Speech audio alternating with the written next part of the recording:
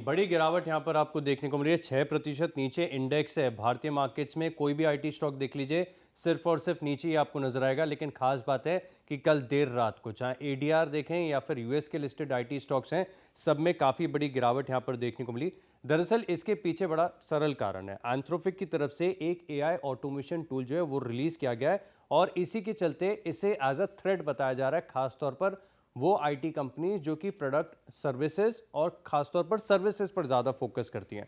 अब आप सोच रहे होंगे कि एआई टूल दरअसल है क्या। अब ऑटोमेशन करना होता है लीगल टास्क का, या फिर आप देखिए कंटेंट का, कॉन्ट्रैक्ट का रिव्यू है, या फिर लीगल रिसर्च है। इससे पहले अगर आप देखें तो कोई आईटी पर्सन अपॉइंट होता था, या फिर ये जो आईटी सर्विसेज वाली कंपनीज हैं, ये एक ऐसा प्रोडक्ट सॉफ्टवेयर बनाकर दूसरी कंपनीज को देती थी जिससे ये काम होता था। लेकिन अब दरअसल एक प्लगइन के माध्यम से ये पूरा काम ऑटोमेट हो जाएगा। यानी किसी न तो सॉफ्टवेयर की आवश्यकता है, न कोई आईटी पर्सन, आईटी प्रोफेशनल की आवश्यकता है जो इस चीज़ को मॉनिटर करे। एक क्लिक और पूरे ऑटोमेशन के साथ एक काम हो जाएगा। इसी के चलते अगर आप देखें तो माना जा रहा है कि बड़ा थ्रेट है, खासतौर पर वो कंपनी जो कि ऐसी एनालिटिकल सर्विसेज को प्रोवाइड करती हैं।